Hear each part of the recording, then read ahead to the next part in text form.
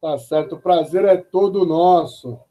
Professor, os professores aqui de todo o Brasil estão entrando, cada vez mais vai aumentar esse número aí de professores, mas para a gente não tomar muito tempo e não perder para poder colocar mais perguntas, mais questionamentos, mais reflexões, eu peço para que você faça um breve resumo de quem é o Wagner Way, né? Para quem ainda não conhece, não ouviu falar. Acho meio difícil, mas vamos lá. E depois já pode dar sequência à sua apresentação, tá? Eu vou estar Tá. aqui com o microfone fechado. Assim que eu sumir a tela é porque está tudo ok. Quando eu retornar é porque está acabando o tempo, tá certo? Tá ok. Bom, Seja Francisco, bem-vindo, fique à vontade. primeiro agradecer a você, agradecer o pessoal todo do Chão da Quadra aí pelo suporte, né, desse mês que vocês estão aí totalmente assoberbados com essas questões, todo sábado e domingo aí, né, não tendo nenhuma folguinha para poder descansar, mas vale a pena, né? Vale a pena esse esforço, vale a pena a gente tá junto e vale a pena a gente participar, né, enquanto professores de educação física, na tentativa de mostrar, né, a importância não só da educação física, mas a importância desse profissional, professor da educação física, a importância, inclusive, dessa disciplina curricular chamada educação física no interior da escola. Eu não vou me apresentar, não, Francisco, porque eu acho que a coisa que mais, por um motivo muito simples, sabe? A coisa que mais me encanta até hoje não são as titulações que eu tenho, as questões de mestrado, doutorado, pós-doutorado. O que mais me encanta até hoje é ser professor de educação física.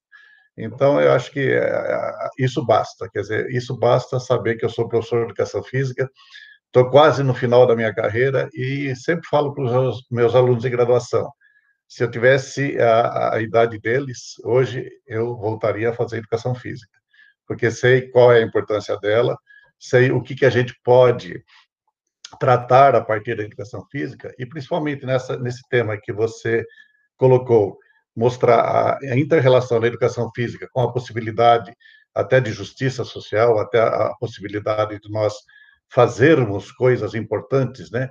Principalmente em momentos também tão complicados como a gente vive, é uma coisa fenomenal. Vou dizer a vocês, aquilo que a gente vai apresentar hoje, não é modelo, claro, é apenas um exemplo de como a gente pode, enquanto professores de educação física, né, alcançar um status que, ao longo da história, a gente parece que ainda não tem, de mostrar que a educação física ela contribui para a formação do educando e, mais que isso, a educação física contribui para a autonomia do aluno. Quando a gente fala em justiça social, a principal coisa importante a dizer a justiça social só se consagra com pessoas autônomas. Se as pessoas não tiverem autonomia, a gente não tem justiça social. Então, vamos tentar, como você disse, eu vou tentar fazer direto, para a gente ganhar um pouco de tempo, Francisco. Vamos colocar é, o, o nosso PowerPoint aí, para que a gente possa ir discutindo a partir das imagens, né, que a gente produziu aí para os colegas e para a reflexão dos colegas nesse momento, né? Deixa eu só acabar de entrar aqui.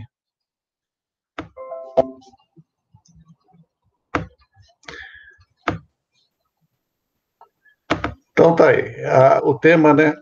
O tema que me foi colocado, né? Essa questão da formação e de ação de professores, né? Essa questão da tentar associar o chão da quadra com a responsabilidade social. Isso é possível? No primeiro momento, pode ser que a gente pense, poxa, mas o que a educação física tem que ver com essas questões mais de responsabilidade social, de projetos políticos, de questões relacionadas a projetos pedagógicos, a uma postura ou uma postura que a gente possa ter na sociedade que a gente vive.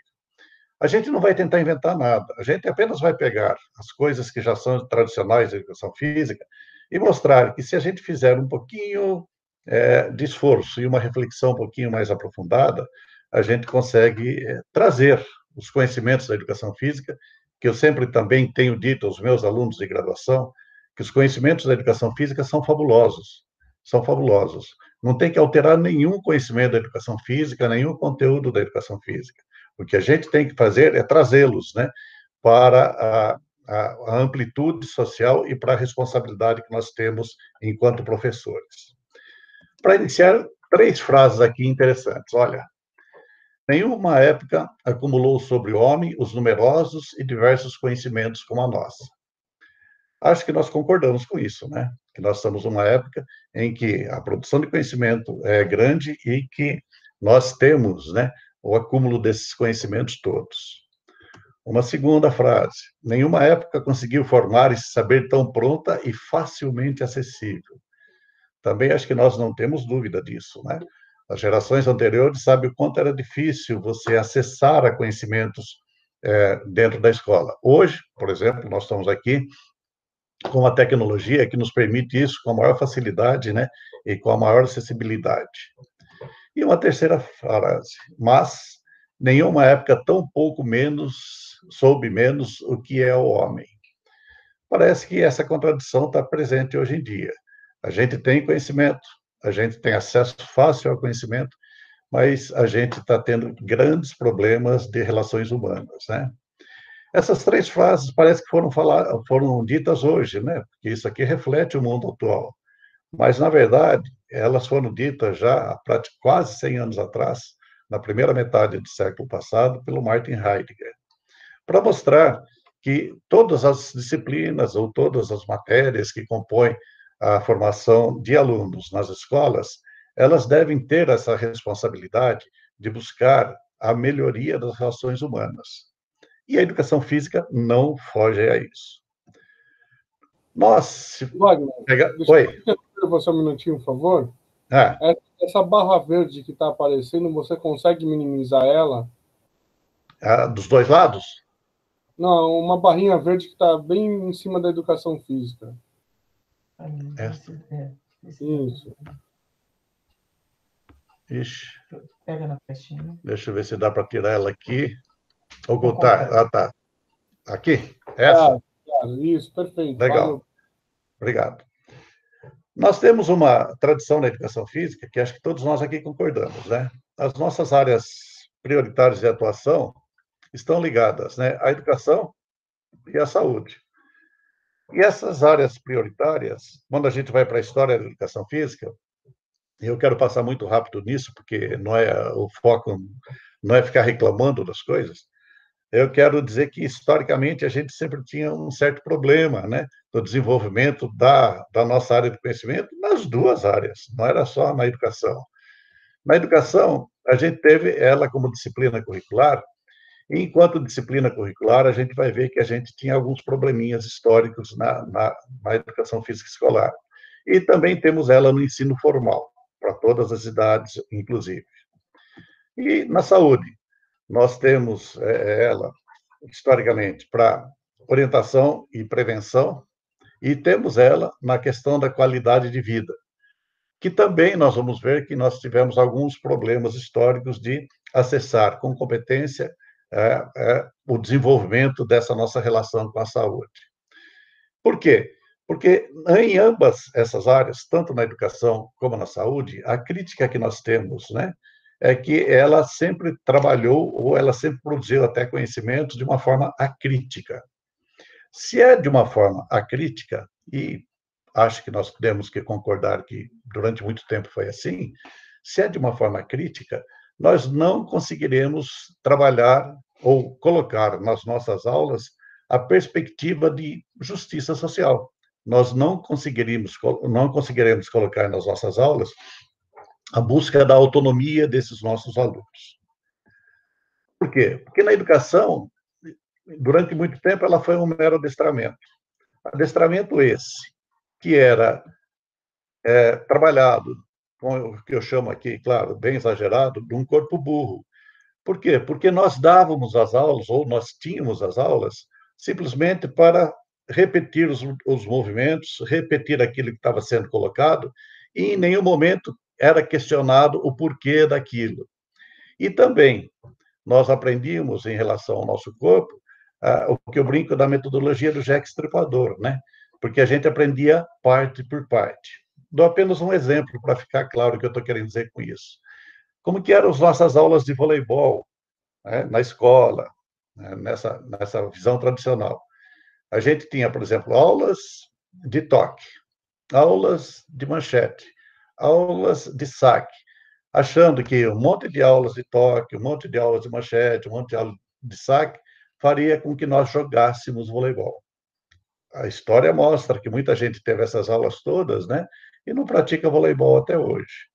Então, essas questões, né, eu diria que pode emperrar a possibilidade da educação física ter uma visão mais abrangente da própria área, se olhar para dentro, né, numa visão interna, como tem problema para que a gente possa olhar para fora, ou seja, na perspectiva de relacionar esse conhecimento que a gente aprende na educação física para a justiça social, que é o nosso interesse hoje.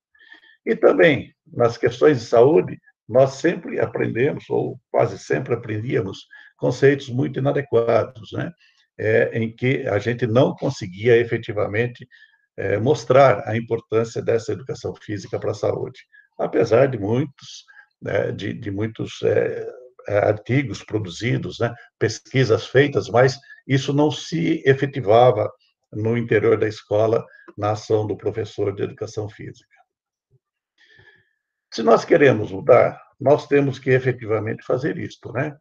Nós temos que continuar trabalhando a educação física, né? Não é para em nenhum momento isso aqui, essa olhada histórica, é para minimizar a importância da educação física.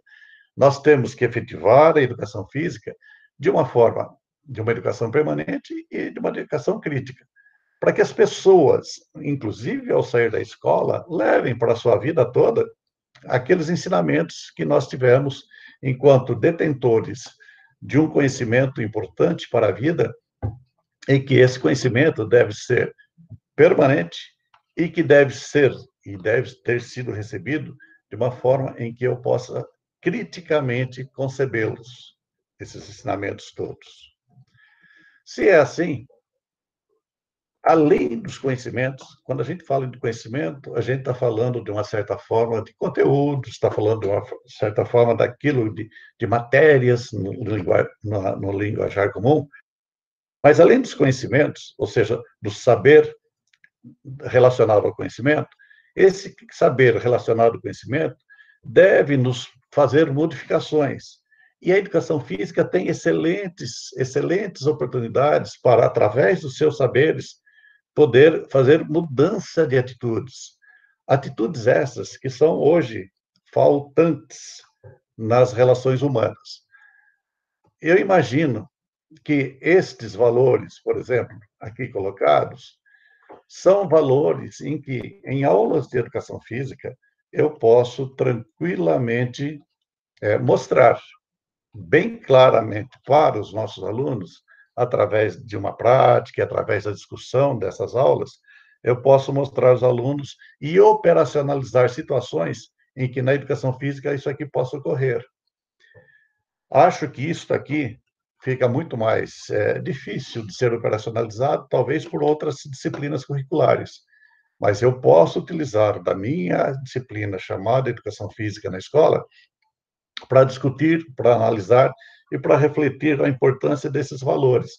Insisto, valores hoje que estão em falta na sociedade. E por que a gente pode afirmar que esses valores estão em falta na sociedade? Tranquilo, né? Eu coloco aqui duas fotos que vocês conhecem para mostrar o quanto hoje nós estamos com uma perspectiva do humano no homem complicada. Duas fotos que não são fotos inventadas, são fotos de realidade que aconteceram e estão acontecendo, realidades que estão acontecendo hoje no mundo ainda. Essas duas fotos mostram o quanto nós estamos perdendo o sentido humano.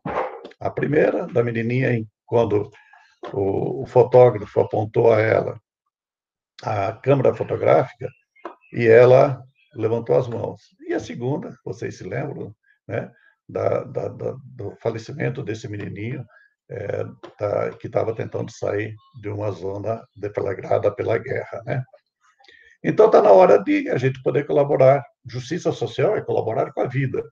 Então, está na hora da gente começar a trabalhar conhecimentos nossos, né, que eu já disse desde o início que são bons conhecimentos, para buscar essa justiça pela manutenção da vida. Se a educação física atua na educação e na saúde, qual que seria a missão nossa na escola? Não a missão, uma das possibilidades da gente entender o que seria a importância da educação física enquanto disciplina curricular no interior da escola. O que a gente tem que ensinar? E a partir do que a gente tem que ensinar, aonde a gente pretende chegar com a nossa ação pedagógica. Imagino que a gente possa quase colocar tudo dentro disso aqui, ó. Ensinar os alunos na escola e aos seres humanos em geral o conhecimento e a prática do exercício físico sistematizado e a cultura esportiva.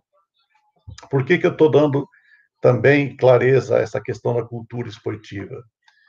Porque a gente vai ver um pouquinho aqui com vocês, e principalmente agora, a partir do final do século XIX para cá, o esporte é um dos fenômenos culturais mais importantes e mais abrangentes da sociedade mundial.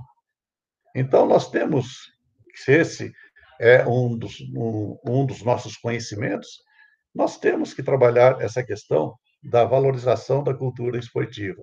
E, claro, temos que valorizar o conhecimento, a prática e até a mudança de atitude para que as pessoas possam, né, conhecer o exercício físico, sistematizá-lo e praticá-lo durante toda a sua vida para as questões educacionais e da saúde. Eu, como o tempo é pequeno, hoje eu vou pegar só um pouco desses conhecimentos. Um dos conhecimentos da educação física, que é o esporte. A gente já tem consagrado que, historicamente, ele é conhecimento da educação física. Agora, também, as pessoas dizem, normalmente, que a coisa que a gente mais conhece é o esporte, que o profissional de educação física mais conhece é o esporte. Eu vou colocar aqui algumas informações e vamos ver se a gente conhece esporte mesmo. E o que eu vou colocar, insisto, não é modelo, é apenas para mostrar que a partir daquilo que é do nosso feitio, a partir daquilo que consagra o nosso conhecimento, nós podemos fazer uma abrangência desse conhecimento, não só nas perspectivas da prática técnica e tática de modalidades esportivas. Se nós vamos nos aproveitar do esporte para tentar mostrar esse exemplo e não modelo, eu lembro. Claro, nós todos tivemos os esportes tradicionais que a gente conhece na escola, na nossa formação profissional. Questão do vôlei, handebol, basquete, futebol, futsal, enfim, tivemos esses esportes. A minha pergunta é, o mundo está mudando. Será que os esportes hoje conhecidos como esportes da natureza ou até esportes radicais têm sido alvo da formação profissional? Se não tem sido, está na hora da gente discutir nos cursos de formação de professores de educação física essas questões, porque senão alguém vai tomar conta disso aí. E eu também não quero dizer isso no sentido de reserva de mercado. Eu quero dizer isso no sentido do conhecimento atualizado, né, que talvez a gente precisa ter. Além do mais, quando a gente fala na questão do esporte, eu coloquei aqui 3 grandes momentos do esporte nessa nossa sociedade ocidental, que faz com que eu possa entender o esporte talvez de uma outra maneira do que é o senso comum para a população. Para a população do senso comum, esporte significa prática de uma modalidade esportiva, ponto final. Parece que a gente não tem um conhecimento maior a não ser isto. Conhecer a modalidade, saber as suas regras, saber talvez alguma parte técnica, parte tática disto, e morre-se aí o ensinamento que eu posso ter recebido sobre esporte. Eu vou colocar aqui coisas que não são novidades, como eu disse a vocês desde o início, mas que são coisas que fazem com que eu tenha uma abrangência, uma vivência e um conhecimento de esporte para além da tática e da técnica e do movimento corporal em si para o esporte. Quando a gente olha a história universal, principalmente da sociedade ocidental, nós vemos que o primeiro momento do esporte aconteceu lá na Grécia. Hoje em dia, que o esporte é violento, que o esporte é um problema, que o esporte não tem jeito.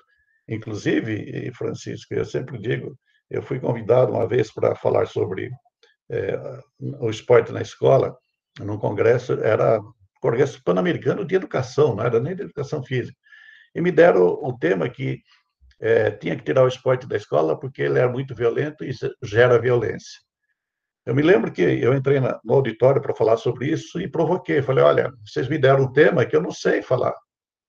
Não sei falar, porque eu exagerei. Falei, eu não conheço violência no esporte. Ficou aquele mal-estar, né, no ambiente. E lá uma pessoa fala, mas como que você está dizendo que você não conhece violência do esporte e violência no esporte? E vem sempre o exemplo do futebol. O primeiro exemplo veio. Lembra a Copa São Paulo de futebol júnior, anos atrás, entre São Paulo e Palmeiras, que o Pacaembu estava sendo reformado, pegaram pedras, né? As torcidas se agrediram e houve até mortes. Vira outro lá e fala, e você fala que não tem violência no esporte, você se lembra dos hooligans ingleses? Daí eu perguntei a eles, bom, então vocês estão me dizendo que o futebol é violento. E afirmaram que o futebol é violento.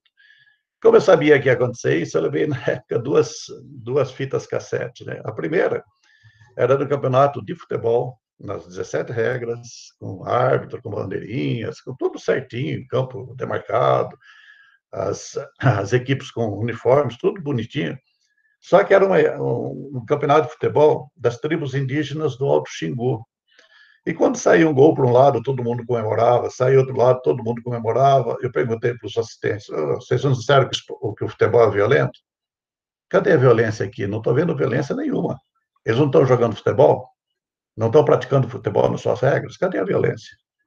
E daí exagerei. A segunda fita, a cassete, era de monges tibetanos jogando futebol. Deixei 10 minutos, eu falei, opa, vocês disseram que o futebol é violento. Cadê a violência aqui? Porque a gente tem que lembrar, nós que somos professores de educação física, que uma sociedade violenta pratica um esporte violento. A violência não vai do esporte para a sociedade, vem da sociedade para o esporte. Essas coisas têm que ser claras. Por que eu estou dizendo isso? Porque na Grécia, o que era o esporte? Como que ele surge, né? Praticamente na Grécia clássica, praticamente 2.500 anos atrás. Era uma festa religiosa, era para a divinização do homem e para a humanização da vida. Buscava-se, né, a harmonia do corpo e da alma, buscava-se e celebrava-se a beleza. O esporte era considerado como uma arte. Olha que diferença que é do esporte hoje, do senso comum e daquilo que a gente vê, né, nas práticas de esporte normalmente profissional hoje. O esporte não nasceu assim. Agora, quando as pessoas falam, não, mas foi só agora, né, nesse momento, alguns anos atrás, que o esporte virou violência, também não é verdade. Porque quando a gente vai a Roma, que foi o grande domínio da cidade ocidental depois da Grécia, nós temos a adulteração da forma, dos conteúdos e das finalidades do esporte grego. Olha que interessante. Em Roma, aquilo que na Grécia era o atleta, passa a ver o gladiador.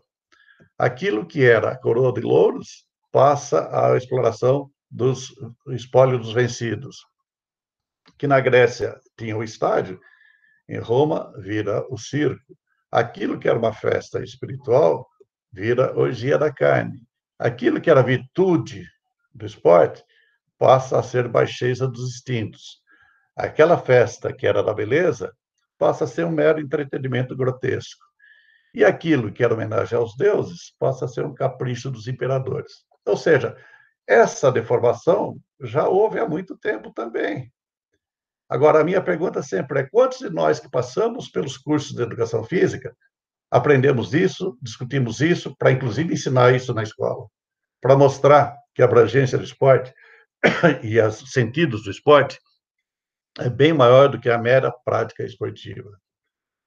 E o terceiro momento aparece, né, no final do século XIX, com a Olimpíada, com os Jogos Olímpicos modernos, né? E quem faz isso, né, é o Pierre de Coubertin, que é um pedagogo, ou seja, é um professor que tenta reabilitar e trazer para os nossos dias as questões relacionadas ao esporte.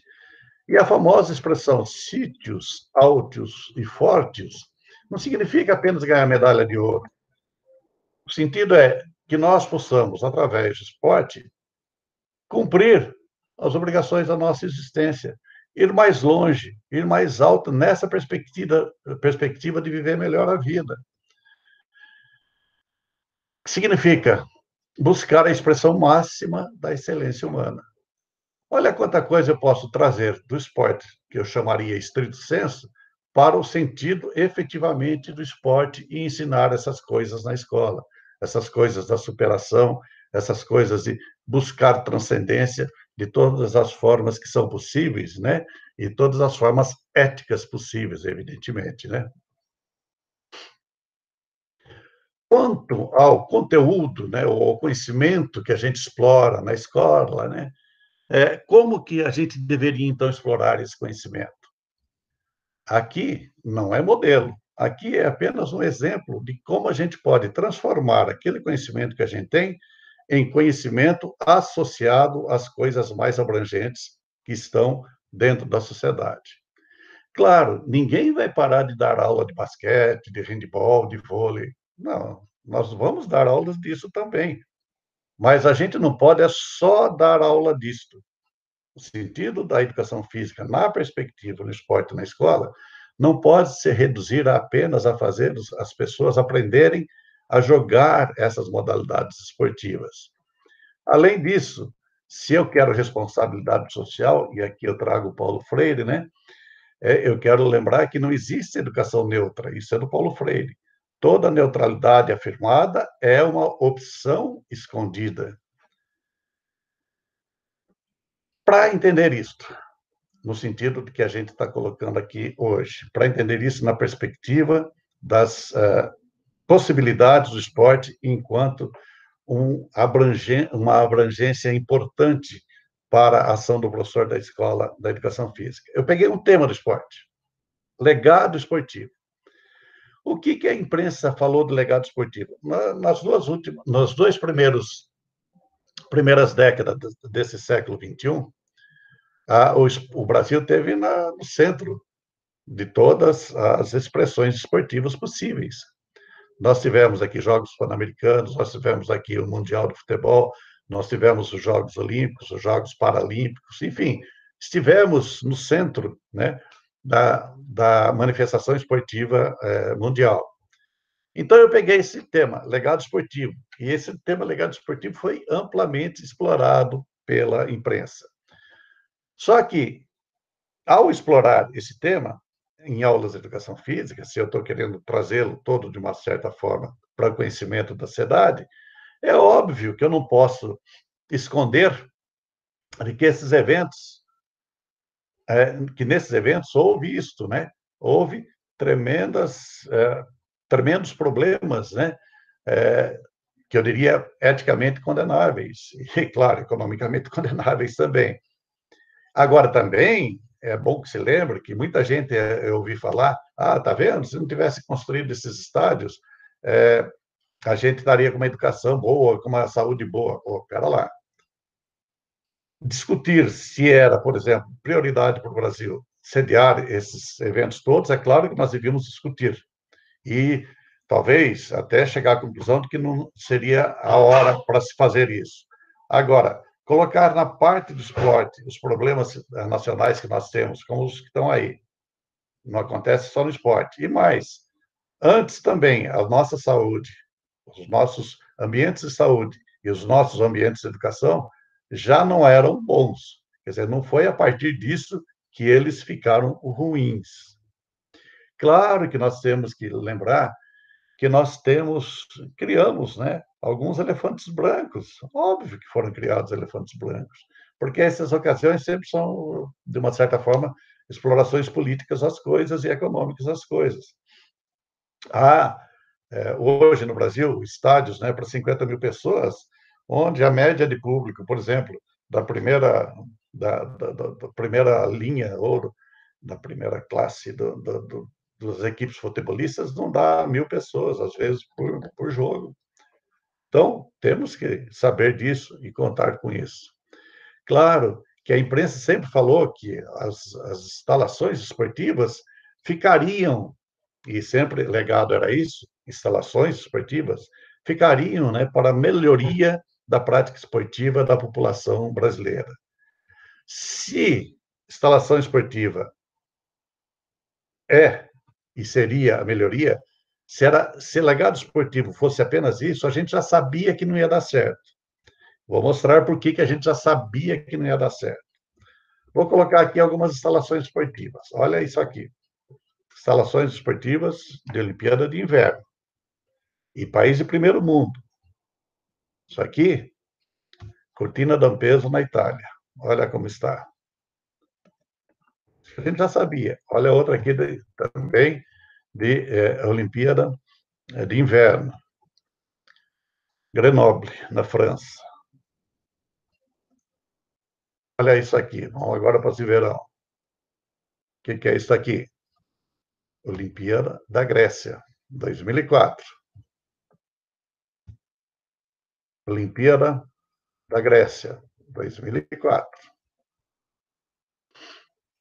Olha isso aqui. Arena de Voleibol de Praia, Pequim, 2008. Corredeiros artificiais da canoagem, Pequim, 2008. Se legado é só instalações esportivas, a tragédia já estava anunciada muito antes de se começarem as construções. E muitos de nós sabíamos isso. Agora, será que legado é só isto? Por que na escola também, além de colocar a par essas informações que devem ser colocadas, a gente não traz o que pode ser legado esportivo? Ainda tem aqui, né? Os Jogos Pan-Americanos. Olha aqui as instalações lá no Rio como estão. Olha aqui a nossa parque aquático da Olimpíada de 2016 agora. Olha aqui, arena do voleibol. Olha aqui, o espaço de convivência. A ciclovia. Maracanã, agora até deram uma ajeitada, né? Mas o Maracanã, por exemplo, só no século XXI, ele foi reformado 2 vezes e reconstruído uma vez. Ou seja, só o dinheiro que se investiu no Maracanã em 2 grandes reformas. Uma logo no início, onde acabaram aquela geralzinha lá embaixo, que ficavam os geraldinos de pé, e a segunda para o Pan-Americano e a terceira para o Mundial. E olha aí como que estava depois do Mundial. Insisto, agora até deram uma acertada lá e a gente sabe quais consequências disso. Esse legado para a educação física, e a gente tem que ensinar isso na escola, não é apenas instalações. Claro, isso não significa dar desculpas às coisas que a gente acabou de ver, mas há um outro lado que também não foi colocado como legado, nesse exemplo que eu estou colocando, que é legado esportivo e a gente não, às vezes, não aprende na faculdade e não ensina na escola. E insisto, hein, eu não estou querendo aqui colocar modelo nenhum, estou querendo fazer uma reflexão de como que eu posso, através desse exemplo específico, hoje, desse tema legado, explorar isso em aulas de educação física na escola. Quando eu penso na história do esporte brasileiro, que nem nós da educação física conhecemos, quanto mais os outros na escola, eu sempre pergunto, quem é essa pessoa aqui? A maioria das pessoas, e a maioria dos cursantes de educação física, não sabem responder. Isso é legado esportivo. Essa foi a nossa primeira medalha de ouro em Olimpíada. Isso é legado esportivo. Quando eu coloco essa pessoa, que aqui muitos conhecem, porque ela faleceu agora recentemente, que é a Maria Esther Bueno, eu pergunto, bom, é a Maria Esther Bueno, mas o que ela representou para o tênis brasileiro? Coisa que pouca gente conhece. Olha o que ela ganhou de títulos internacionais. Mas vocês poderiam falar, mas e Grand Slam? Então vamos para Grand Slam. Wimbledon. Ela ganhou 3 vezes simples, 5 vezes em dupla. E o US Open? Só peguei 2. O US Open, ela ganhou 4 vezes simples e 4 vezes dupla. Quantos profissionais, quantos alunos de curso de educação física conhecem isso? Peguei outro. O Brasil tem uma tradição em salto triplo. Quando eu faço quando eu coloco essa imagem, todo mundo pensa que é o João do Pulo. Não, não é o João do Pulo. Esse é o Ademar Ferreira da Silva, que foi bicampeão olímpico, ou seja, ele tem 2 medalhas de ouro. E eu brinco, né, para quem gosta de futebol e para quem é São Paulino, no emblema do São Paulo há 5 medalhas, né? 3 vermelhas que estão relacionadas aos campeonatos mundiais que o São Paulo ganhou e 2 amarelas que não têm nada a ver com futebol. São 2 amarelas dessas 2 medalhas olímpicas do Ademar Ferreira da Silva, porque ele era atleta do São Paulo Futebol Clube. E ganhou, claro, outros campeonatos importantes. E nós não conhecemos. É interessante a gente pensar nisso. Isso tudo é legado. E a gente não conhece essas histórias. Eu coloco esse nome. De quem que é esse nome? A maioria das pessoas não sabem de quem se trata. Claro, é do Garrincha.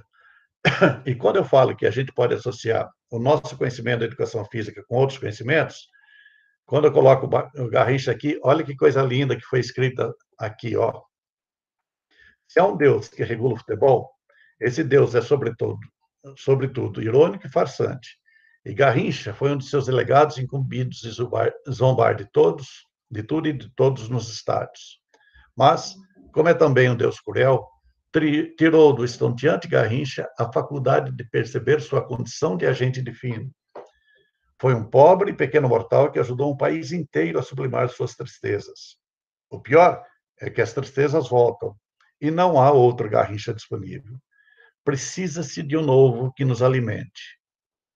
Tá vendo? Estou falando de futebol, estou falando de legado, e posso associar isso a outras disciplinas e a outros conteúdos na escola.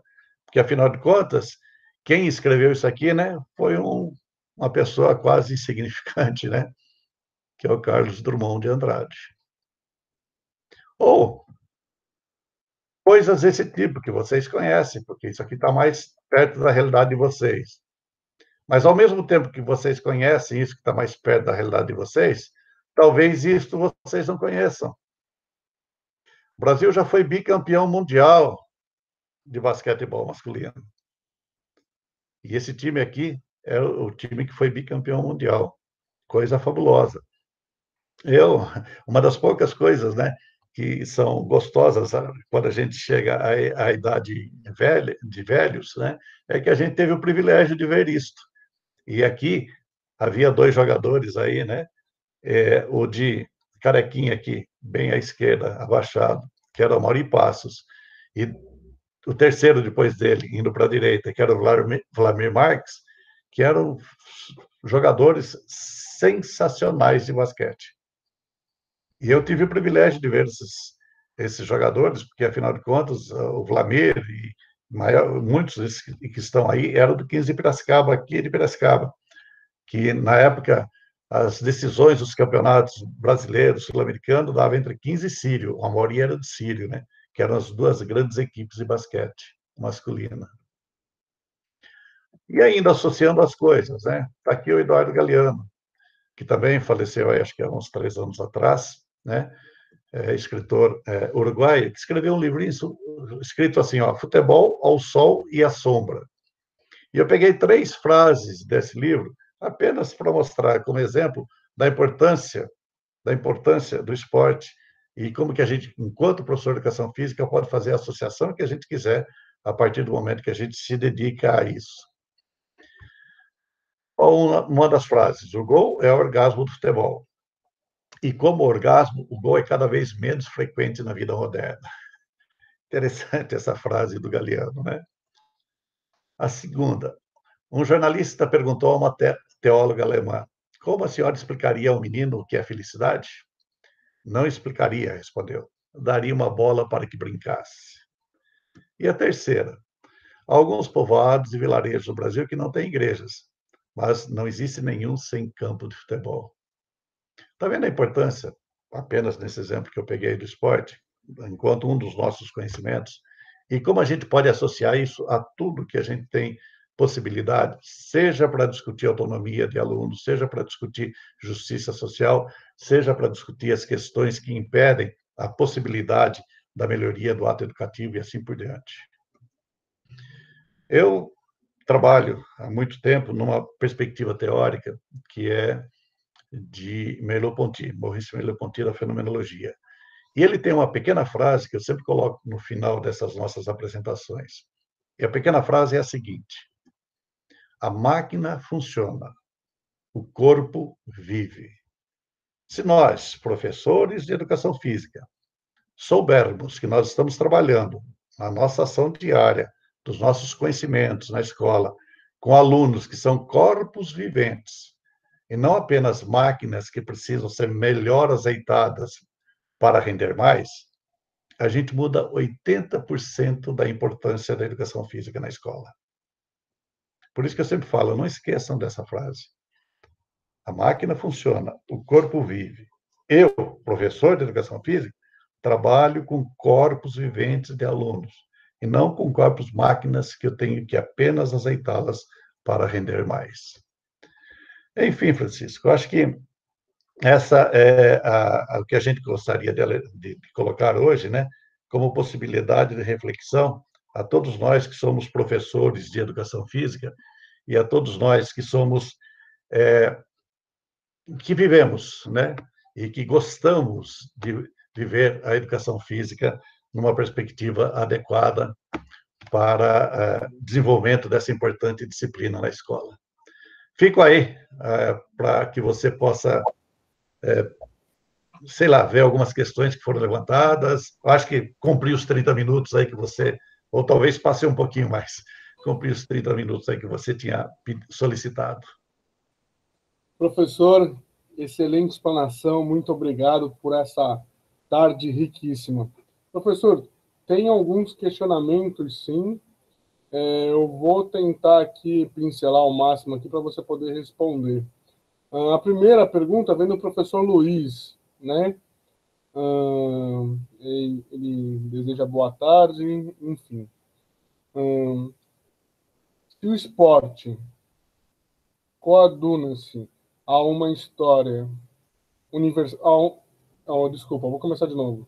Se o esporte coaduna-se a uma história universal, entre aspas, como pode contribuir para a valorização das vidas dos seres humanos excluídos historicamente, negros, indígenas, LGBT e assim por diante? Essa é a primeira questão. A outra questão que eu quero colocar aqui para você vem do professor Laércio. Primeiro, parabéns pela palestra. Segundo, com a experiência em vários programas de pós-graduação pelo Brasil, o que o professor Wagner acha do mestrado Chão da Quadra, que é o PROEF? Será que vai fechar ou será ampliado? E a última pergunta, e não menos importante, do professor Narciso. Ele dá saudações litorâneas e ele pergunta: você acredita que, frente à pandemia, a formação profissional de educação física, tanto o bacharelado quanto a licenciatura, terão novas reformulações? Vamos lá. Primeiro, dizer a vocês que as questões levantadas aqui, né, como eu disse, não são modelos, mas são apenas um exemplo para facilitar a nossa reflexão sobre hoje, no caso do esporte na escola. Luiz, a questão dos excluídos. É bom lembrar que os excluídos não são só no esporte. Os excluídos que você citou está na sociedade como um todo. Está na convivência social, está nas questões econômicas, está nas questões de valorização e de problemas éticos e assim por diante. Agora, quando a gente pensa no esporte, é um dos poucos lugares, e talvez assim até posso assumir que seja uma visão mais idealista, mas um dos poucos lugares aonde eu vejo uma certa integração de várias camadas sociais aí que você estava colocando, inclusive, é, por exemplo, no futebol. No futebol, você vê que existe muito mais possibilidade de pessoas bem diferentes de classes sociais estarem trabalhando para aquele conjunto que é o da sua equipe ou da sua agremiação esportiva. É claro que isso, ao longo do tempo, se agravou. Por que se agravou? Eu sempre digo isso. Eu, quando ia de Dois Córregos, a cidade que eu nasci aqui em São Paulo, ia para São Paulo, a hora que o trem passava a Marginal Tietê, para chegar na Estação da Luz, em São Paulo, o que a gente via de campinhos de futebol, dezenas de campos de futebol, e todo mundo, de várias camadas sociais, porque eram campos de várzea, né? Ali praticando voleibol. Hoje você não vê mais nenhum campo de futebol você vê mais ali. E é claro, não vê mais, porque aquilo tudo foi ocupado por construções, por prédios e tal, em que foi jogando mais para fora de São Paulo aqueles que têm o menor poder aquisitivo.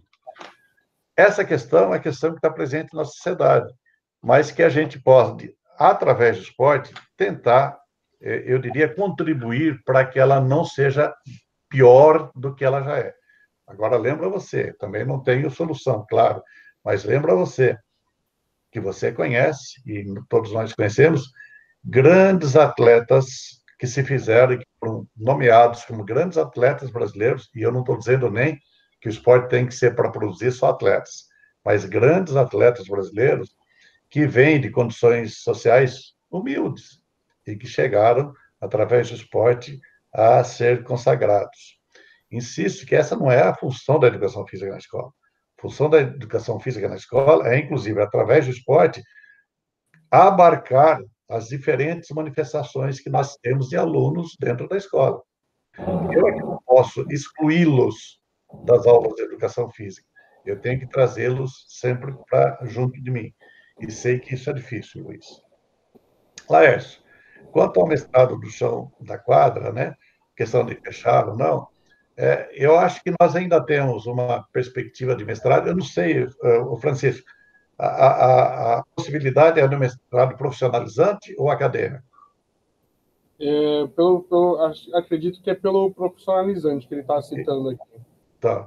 Porque eu acho que se é profissionalizante, a perspectiva profissionalizante, acho que a gente deveria investir a beça, porque quer queira, quer não queira, o mestrado acadêmico tem uma característica um pouco diferente do profissionalizante, naquilo que se quer que os profissionais ali formados e que ali passem sejam profissionais para a divulgação das ideias que lá se encontram. É claro que a formatação também de um mestrado profissionalizante é praticamente com as mesmas exigências de um mestrado acadêmico. Agora, a função do mestrado profissionalizante, ele é um pouquinho diferente do mestrado acadêmico. E eu acho que deveria haver um esforço dos profissionais da área para que incentivassem não só a criação, mas a manutenção de mais mestrados profissionalizantes, especialmente aqueles que estão diretamente ligados, né, e com a preocupação com, por exemplo, a educação física escolar. Eu acho que isso aí deveria ser um incentivo que nós, profissionais da educação física, deveríamos nos comprometer com isso. Eu acho que é só essa resposta que eu consigo te dar, eu não consigo te dar alguma coisa mais clara em relação a isso. E a questão da pandemia?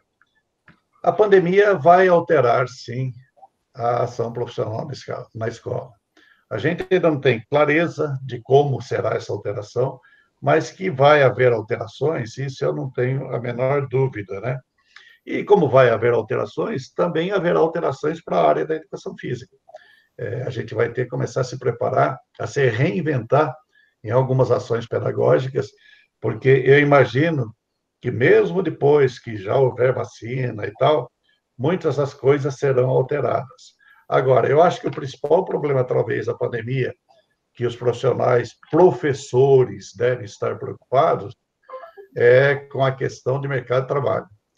Porque eu vejo principalmente uma situação complicante que já está ocorrendo de dispensas de professores de educação física, de todos os professores de educação física também, em função de economias de gastos, coisas desse tipo, em que a pandemia pode ser apenas a justificativa para se fazer isso, que já estava na ideia, talvez, de alguns administradores, né? E que possa ocorrer isso com uma largueza e com uma velocidade maior. Então, eu acho que a gente tem que estar, as associações de classe têm que estar muito preocupadas com relação a isso. Agora, pedagogicamente, eu acho que vai ter algumas alterações, sim, porque aquele normal que a gente conhecia como normal anterior, eu acho que ele deixou de existir daquela forma. Haverá alterações, sim. Tomara que não seja tão drástica como, às vezes, a gente vê no horizonte. Bom, obrigado, professor, pela explanação, por responder a nossos questionamentos. E tudo que é bom dura pouco, né, professor? Passa rápido, né? 1 hora parece muito tempo, mas quando a gente começa a ter aquele gostinho, acabou. Bom, quero deixar aqui meus sinceros agradecimentos à sua fala, à sua explanação, muito enriquecedora, né? Dessa troca muito rica aqui, muitos professores citando, abriu minha mente, muito obrigado, agradecendo. Então, eu agradeço, em nome de todos e todas, pela sua presença, pela sua explanação, por estar aqui numa tarde de domingo, podendo compartilhar saberes. Muitíssimo obrigado, professor. Eu é que agradeço, Francisco, a oportunidade, agradeço a convivência, mesmo à distância, com os colegas que aí estão, e a única coisa que eu queria dizer nesse final, né, que a gente não pode esmorecer nunca, a gente não pode nunca perder as esperanças, não pode nunca deixar de batalhar. Eu acho que se a gente fizer isso, a gente vai descobrir erros existenciais tarde demais. Então, que os colegas que estão assistindo, e também acho que os colegas que estão assistindo já são diferenciados, porque é o que você está falando. Um domingo à tarde, a gente está perdendo, entre aspas, tempo para assistir a programação toda, e todos esses sábados e domingos, né?